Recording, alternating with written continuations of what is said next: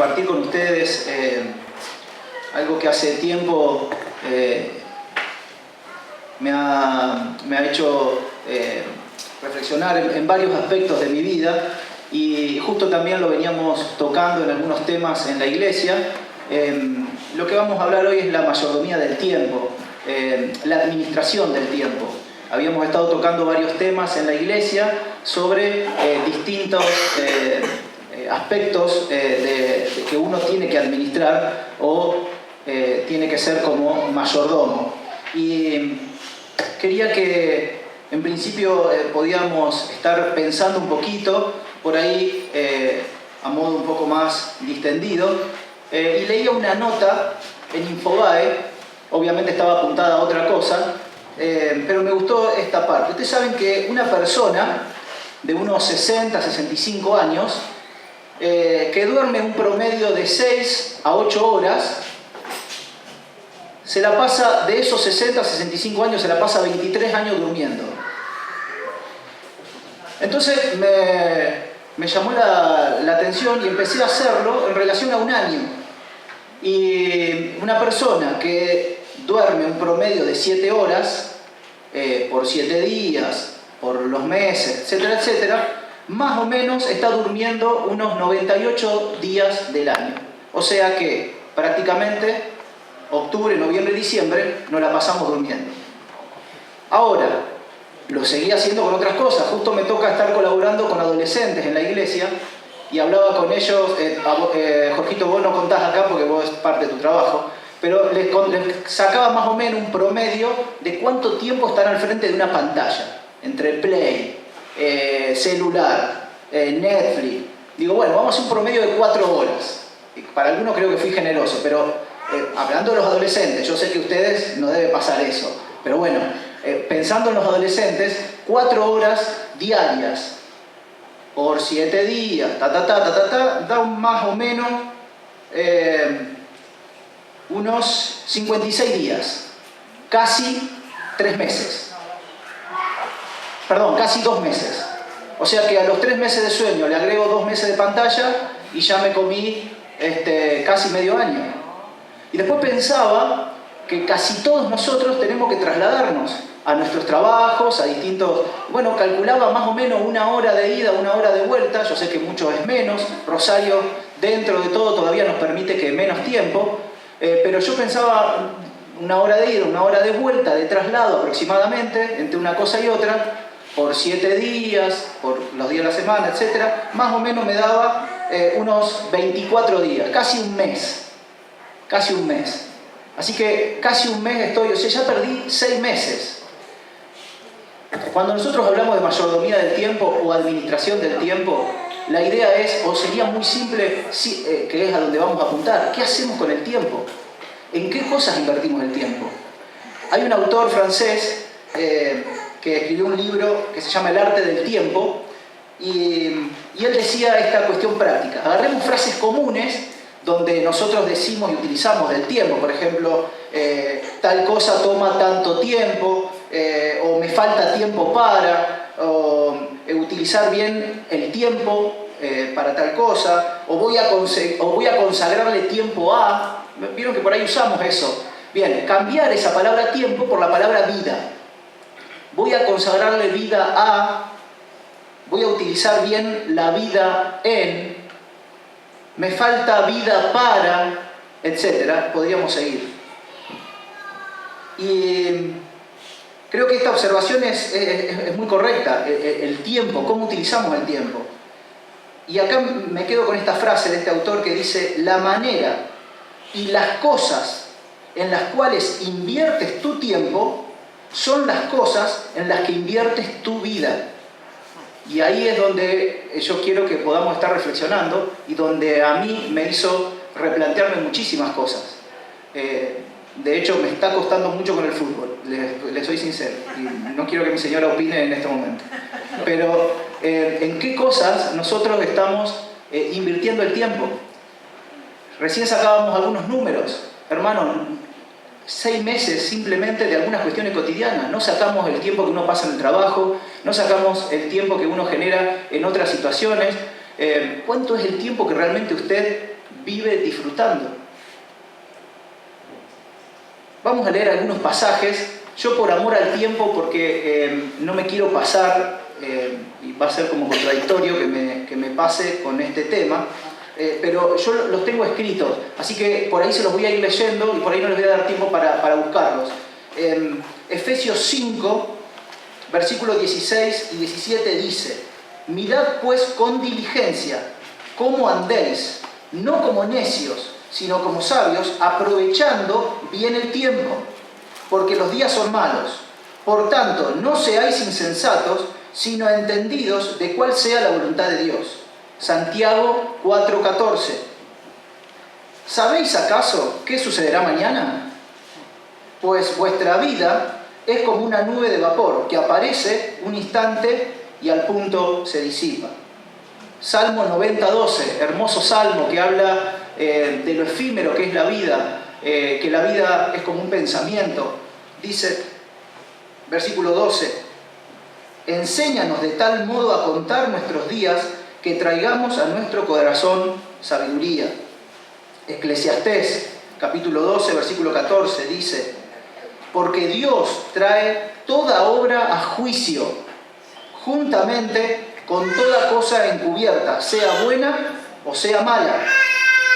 Hebreos 9:27, y de la manera que está establecido para que los hombres mueran una sola vez, y después de esto, el juicio.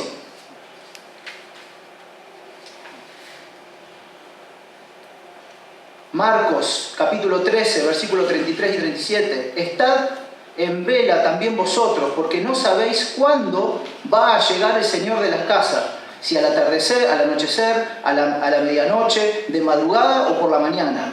Que no nos encuentre dormidos, aunque venga de improviso. Y esto que os digo a vosotros, se los digo a todos: estad alertas. Y un versículo antes, el versículo 32, dice que nadie sabe el día y la hora, ni los ángeles, ni el Hijo, solo el Padre. Y quería que primero pensemos un poquito en esta palabra de mayordomía. Obviamente podríamos decir que es un sinónimo de administración. Acá hay una definición secular que habla que la mayordomía en administración es la ética de la gestión responsable de los recursos. El concepto se puede también aplicar al medio ambiente, a los recursos naturales, etcétera, que es mucho de lo que hoy nos está pidiendo la sociedad, que seamos más responsables con los recursos naturales, y tenemos tantos ejemplos y tantos ONG que nos piden un poco más de conciencia con esta idea. Un poquito hablábamos antes de la cena, este regalo de Dios de disfrutar todo el mundo, gente que crea en Dios o que no crea en Dios, el regalo no merecido de poder levantarnos y ver la luz del sol o poder recibir la lluvia, para justos y para injustos. Es regalo del cual todos podemos disfrutar. Cuando pensamos en mayordomía o en administración, muchas veces confundimos con la idea de decir o creer que Dios va a necesitar algo de mi tiempo, o algo de mi dinero, o algo de lo que yo le puedo llegar a dar. Bien, eso obviamente es erróneo. Para entender la mayordomía de Dios, primero tenemos que entender, o se comienza a entender a través de la gracia, de ese regalo que nosotros no merecíamos. Hay una idea con este principio que está relacionado a primero poder preguntar no lo que Dios necesita de mí, sino qué es lo que Dios hizo primero por mí. Y hay una frase muy, muy linda de un autor que dice: si el Señor decide sanarte de alguna dolencia, puede ser alguna enfermedad, algún problema espiritual, algún problema familiar, si el Señor decide sanarte de alguna dolencia, eso es una gran bendición. Si el Señor decide no hacerlo y sostenerte por medio de su gracia, eso es una bendición de igual peso. Su carácter es digno de ser confiado, independientemente de cómo Él obre en nosotros. Y pensando en esto, quiero que me acompañen a Génesis 1. Ahora sí les doy tiempo para que podamos buscar. Génesis capítulo 1.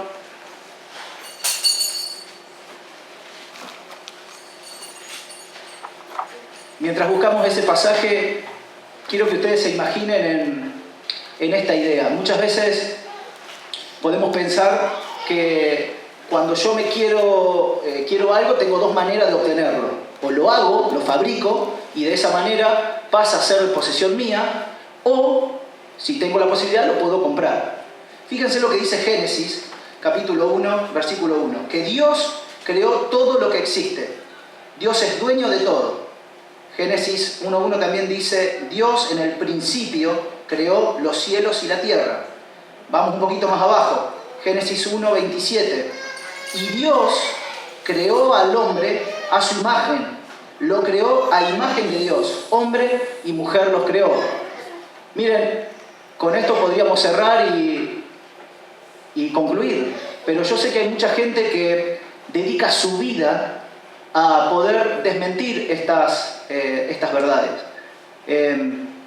Anoté dos personas nada más de las cantidades que hay. Hay un filósofo, Anthony Flew, que es un filósofo inglés, científico, que durante mucho tiempo estuvo tras la investigación de la creación de vida a través del ADN y llega a su conclusión, después de más de 4 o 5 décadas, siendo un férrimo ateo, tratando de negar la existencia de Dios, y él concluye después del 2004 diciendo, es imposible negar que hay una mano creadora detrás de esto que yo trato de poder investigar. Y él marca 3 puntos muy importantes, que no los vamos a desarrollar, pero se los nombro. Dice, el primer punto es, la naturaleza obedece leyes. Él no podía entender que mientras buscaba y trataba de comprobar cierta otra cuestión, cada cosa cumplía un reglamento y lo hacía a rajatabla. No había nada que se fuera de esas leyes de la naturaleza. El segundo punto que él desarrolla, obviamente son profundísimos, no lo vamos a explicar, dice la existencia de la vida organizada de manera inteligente y dotada de propósito. Él concluye en este estudio microscópico de un montón de cosas que cada una de esas cosas, vegetal, animal, tenía un propósito que cumplir. Y el último punto, la mera existencia de la naturaleza.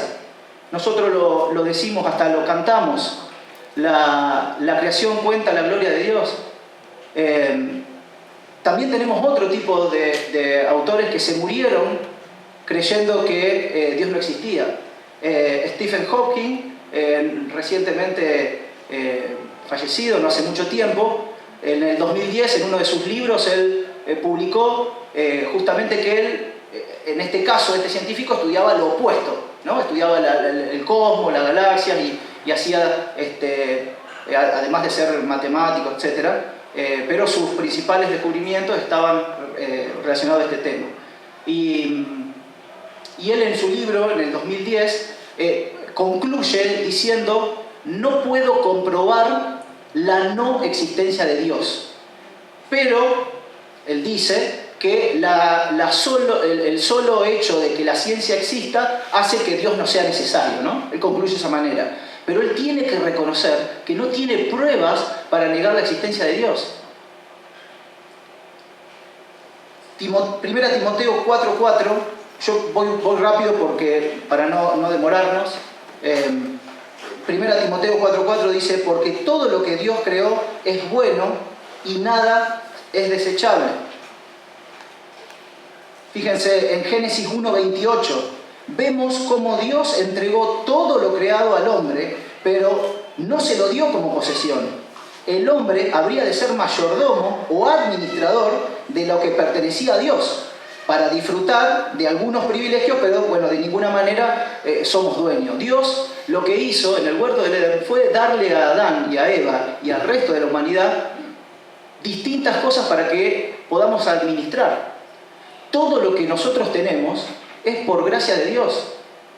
Hablábamos recién con con algunas de las personas que conozco y bueno, y siempre nos vamos preguntando lo mismo, cómo estamos y cómo está el laburo, y bueno, y sabemos por ahí de algunas situaciones más difíciles que hemos transitado algunos, pero si Dios permite ciertas cuestiones, no podemos hacer nada, simplemente transitar ese tiempo.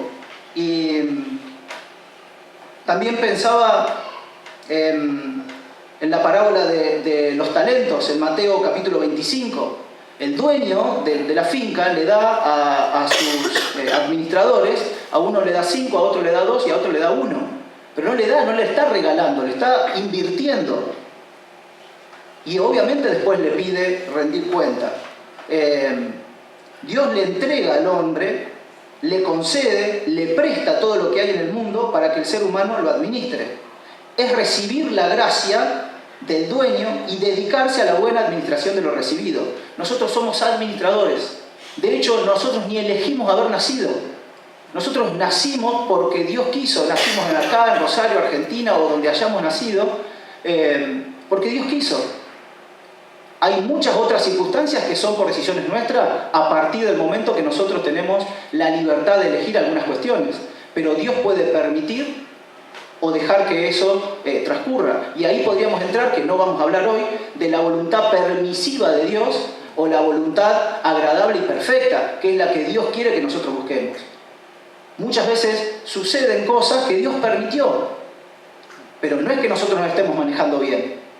Muchas veces Dios permite ciertas cosas, como permite también que el malo o el asesino esté suelto o escape o no caiga o que haya tanta violencia. Dios lo permite, no significa que esté de acuerdo, ni que esa sea su voluntad. Acompáñenme a unos versículos más antes de seguir. En Romanos capítulo 5, porque Dios no solamente que nos creó y nos dio la posibilidad de vivir. Nosotros, negando su deidad, nos apartamos de Dios. Nos dejamos secuestrar por el pecado, por voluntad propia. Pero a diferencia de cualquier secuestrado, a nosotros nos gusta estar secuestrados muchas veces. Y a veces hasta disfrutamos de estar secuestrados. Y ahí aparece este versículo 5 de Romanos que dice, capítulo 5, versículo 8, mas Dios muestra su amor para con nosotros, en que siendo aún pecadores, Cristo murió por nosotros. Primera Timoteo, capítulo 2, versículos 5 y 6, dice, porque no hay un solo Dios y un solo mediador entre Dios y los hombres, que es Jesucristo hombre, el cual se dio a sí mismo en rescate por todos, de lo cual se dio testimonio a su debido tiempo.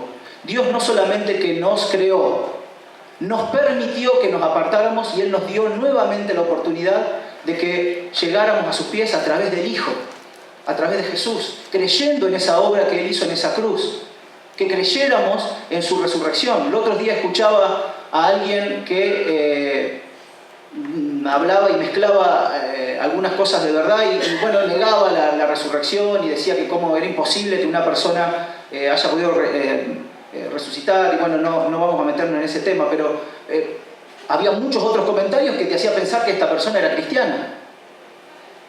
Hermanos, Cristo murió en esa cruz. Él era Dios, 100% Dios, 100% hombre. Y Él al tercer día resucitó. Y ahí es donde está puesta nuestra esperanza. Que Él está hoy a la diestra del Padre abogando por cada uno de nosotros. Él nos creó y nos compró. Pagó nuestra condenación con su vida. Por eso hoy tenemos acceso. Por eso disfrutamos de esta gracia. Y ahora quisiera que sigamos avanzando con el tiempo. Dice que pudiéramos pensar en qué cosas estamos invirtiendo el tiempo, de qué manera, en qué gastamos el tiempo que Dios nos está dando para que administremos. Dice una idea que me gustó mucho: el tiempo es un fragmento de la eternidad, dado por Dios al hombre como una solemne mayordomía. Deberíamos estar administrándolo para su gloria, para su honra, todo el tiempo. cuando trabajamos, cuando venimos a la iglesia, cuando estamos en distintas... La gente tiene que ver, a nosotros tiene que ver la luz de Cristo.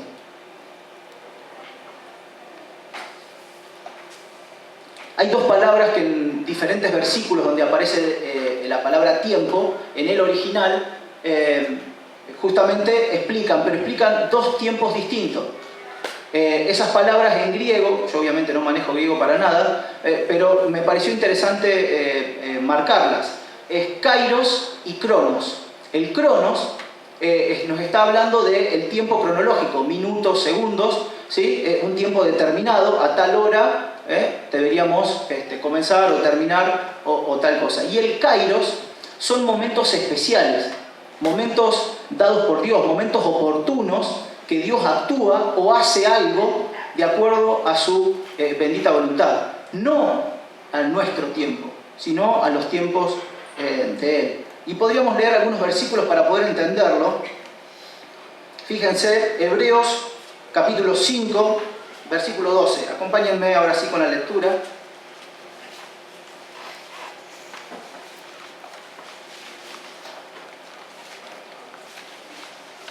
Dice Hebreos 5, versículo 12, porque debiendo ser ya maestros, después de tanto tiempo, ahí la palabra tiempo es cronos, tiempo cronológico, tenéis necesidad de que se os vuelva a enseñar cuáles son los primeros rudimientos de la palabra de Dios, y habéis llegado a ser tales que tenéis necesidad de leche y no de alimento sólido. Acá el escritor le está diciendo a la iglesia de ese momento, después ya hace tanto tiempo que ustedes vienen, que asisten, que están, y todavía seguimos en lo mismo. Solamente recibimos lo que, no sé, recibimos en ciertos momentos.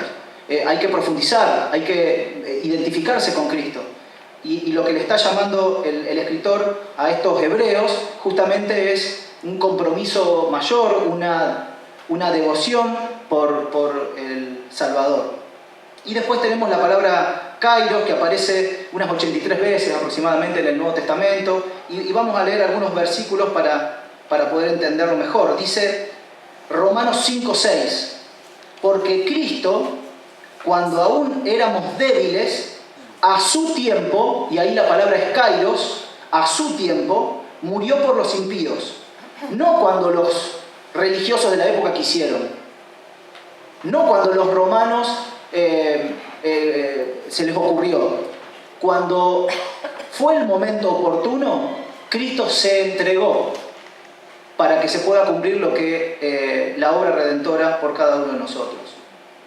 Dice Lucas 21:36, se los leo rápido para avanzar. Velad pues en todo tiempo, ahí la palabra es kairos, en todo momento, estemos alertas en todo momento. No habla de un tiempo cronológico, sino que vivamos una vida en alerta, mostrando y reflejando a Cristo. Orando en todo tiempo, acá también la palabra es kairos, aprovechando bien el tiempo, porque los días son malos. No habla del tiempo de minuto y segundo, sino que vivamos una vida que sea aprovechada para Cristo, en devoción y en búsqueda de esa voluntad agradable y perfecta. Humillaos pues bajo la poderosa mano de Dios, para que Él os exalte cuando fuere tiempo. Ahí la palabra tiempo también lo va a hacer kairos. Ese momento de exaltación que dice en 1 Pedro, es el momento que seguramente cuando Dios evalúe nuestra vida y Él pueda exaltarnos en ese momento, será un momento oportuno donde viviremos los que hayamos creído en el mensaje de salvación. Bueno, y sigue los pasajes. Ahí hay uno en 2 Timoteo y le terminamos con esta partecita, queda unos puntos más. Que prediques la palabra, que instes a tiempo y fuera de tiempo, redarguye, reprende, exhorta con toda paciencia y doctrina. 2 Timoteo 4:2. No solamente cuando se te da la oportunidad y no hay nadie que te moleste. No. Dice cuando te queda cómodo y cuando te queda incómodo. A tiempo y afuera de tiempo. Vos tenés que ser un cristiano todo el tiempo. Vos tenés que mostrar a Cristo y reflejar la luz de Cristo si realmente Él cambió tu vida en todo momento, no cuando a vos te queda cómodo. Por eso la palabra que usa es kairos, es en todo momento.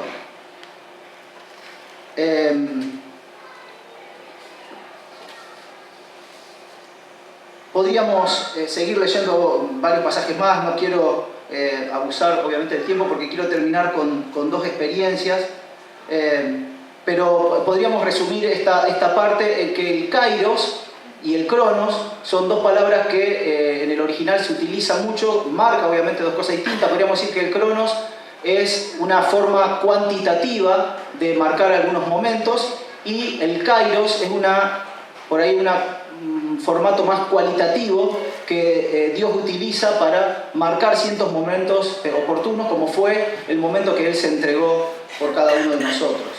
Y podríamos haber empezado directamente hablando de un orden, por ahí un orden de prioridades, podríamos haber marcado puntos, cómo administrar el tiempo, cuánto tiempo destinamos para una cosa, cuánto tiempo destinamos para otra, pero me parecía oportuno poder entender estas dos cosas. Primero, que ninguno de nosotros es dueño de nada, nosotros solamente somos mayordomos, somos administradores. Y de hecho, el tiempo, que es una de las tantas cosas que Dios nos da para que nosotros administremos, es una de las cosas de las cuales tampoco nos pertenece. Es solamente un fragmento de esa eternidad que Dios nos permite que nosotros disfrutemos en este tiempo. Y no sabemos cuánto. Puede ser mucho o puede ser poco, no sabemos. Y no sabemos qué es lo que cada uno de nosotros va a vivir en ese tiempo. Ahora, el mandato de Él es lo mismo. Los pasos que nosotros debemos seguir son los mismos. Escuchábamos que Fernando al principio decía y hablaba de la adoración, de alabar a Dios en todo momento. Y justamente pensando en esta idea de que no sé cómo será cada uno de ustedes, pero la mayoría de nosotros planificamos, nos ordenamos, tratamos de, más ahora que por ahí la cosa no está tan fácil, hay que calcular bien para poder llegar a fin de mes o lo que sea. Y dice un predicador muy conocido: una cosa es la preparación legítima que me lleva a hacer planes para resolver un problema, pero otra cosa es ser dominado por el temor, la angustia, la ansiedad o el estrés. Y pensando en esto, yo podía haber comenzado quizás hablando de estos puntos que vamos a nombrar solamente porque el tiempo ya ha avanzado, y habla de pasos que hay que dar para establecer las prioridades. Ese primer paso, que no es negociable, son los mandamientos de carácter universal. Usted tiene que compartir su fe, adorar a Dios, orar y estudiar la palabra. Eso no se negocia. Ahora, el cómo y el cuándo lo pone cada uno, pero no es negociable. Usted tiene que vivir una vida que adore a Dios, que se comunique con Dios, que comparta la fe y que estudie la palabra, pero no estudiar para saber, sino para conocer a nuestro Dios, la inmensa magnitud de nuestro Creador. Podríamos seguir hablando de determinar los dones que cada uno tiene. ¿Cómo lo hago eso? Y sirviendo, estando activo. Si estoy sentado y no hago nada, nunca voy a saber. Estando activo para que otros hermanos reconozcan cuáles son los dones que uno tiene. Determinar actividades seculares como es el trabajo y bueno, cuánto tiempo, cómo lo gasto, cómo vuelvo del trabajo, etc. Aceptar el orden bíblico de las prioridades. Aceptar el orden bíblico. Lo primero es tu relación con Dios. Yo sé que todos lo sabemos, pero muchas veces cuando hacemos en calidad, no estoy hablando en tiempo, porque obviamente yo trabajo 8 horas y no estoy 8 horas en relación estudiando, porque eso es lo que se interpreta. Pero nuestra relación con Dios tiene que ser 24 horas. Cuando hablamos de relación con Dios es 24 horas. Algo que todos estamos intentando lograr, no lo estoy diciendo porque lo haya logrado, lejos. Pero la primera prioridad es nuestra relación con Dios. La segunda prioridad es las necesidades espirituales y emocionales de la familia. La segunda prioridad. es las necesidades emocionales y espirituales de la familia. Primero, esposos, nuestras esposas, esposas, sus esposos. Después, los hijos. Todavía tenemos, y lo que nos cuesta cuando tenemos la bendición de poder tener hijos, ese amor indescriptible que uno tiene por los hijos, que no ocupen el lugar que no deben. ¿Cuántos matrimonios y cuántos amigos que por ahí tenemos que no son cristianos, que ya están separados, y bueno, y los chicos terminan siendo un trofeo? Y cuánta lucha hay entre uno y el otro, y más lo que el mundo nos mete, de que cada uno tiene que tener su vida y la independencia. El matrimonio, en el plan original de Dios, es darle gloria a Cristo. Varones siendo y reflejando a Cristo, las mujeres reflejando a la iglesia. Nosotros deberíamos representar a Cristo en el matrimonio. Nuestros hijos deberían ver a nosotros representado al Padre.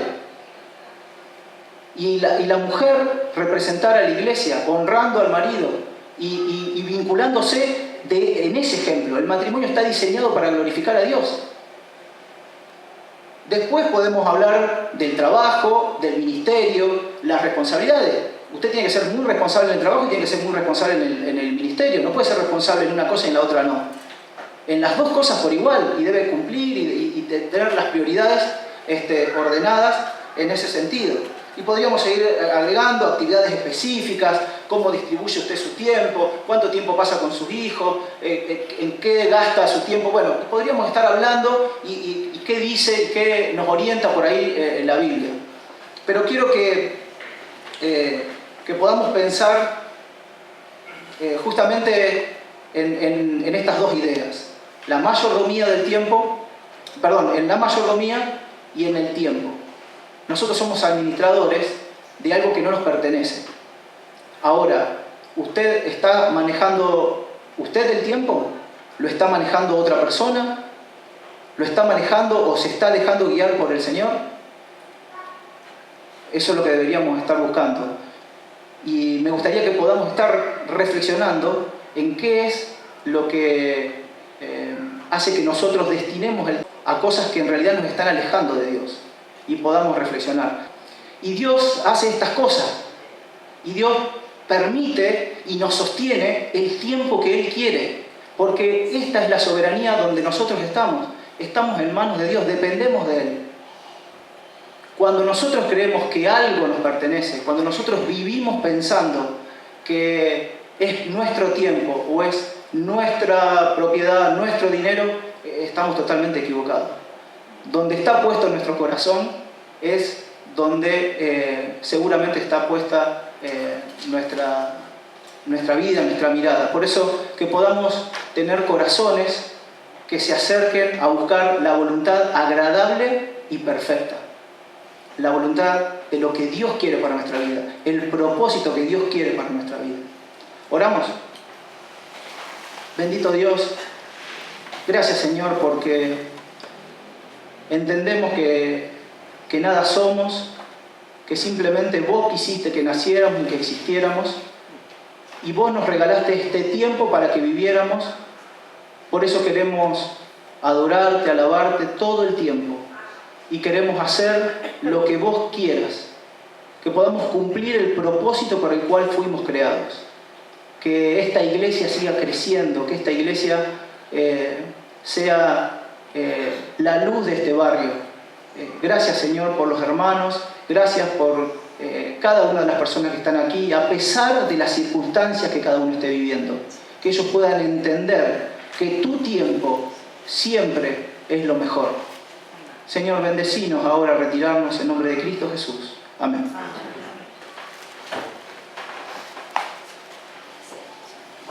Bueno, damos gracias a nuestro Padre Celestial por este tiempo precioso que nos permitió comenzar la semana de esta manera, en su presencia, adorando a Cristo, recordando lo que hizo por nosotros aquel día en la cruz, y también por haber podido compartir y recibir a Lucas, a su esposa, a esta familia preciosa que está sirviendo durante muchos años, durante mucho tiempo, de una manera muy efectiva allí en Calle Galvez. Lucas, un Agradecimiento para vos, para tu esposa y un cariño grande para todos los hermanos que se reúnen allá.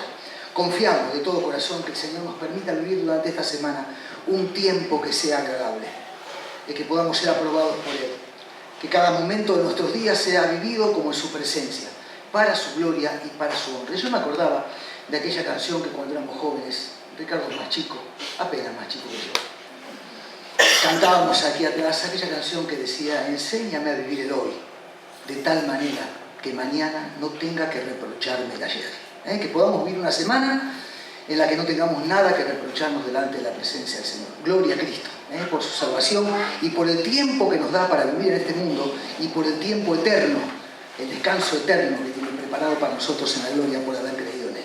Gracias, que el Señor les bendiga.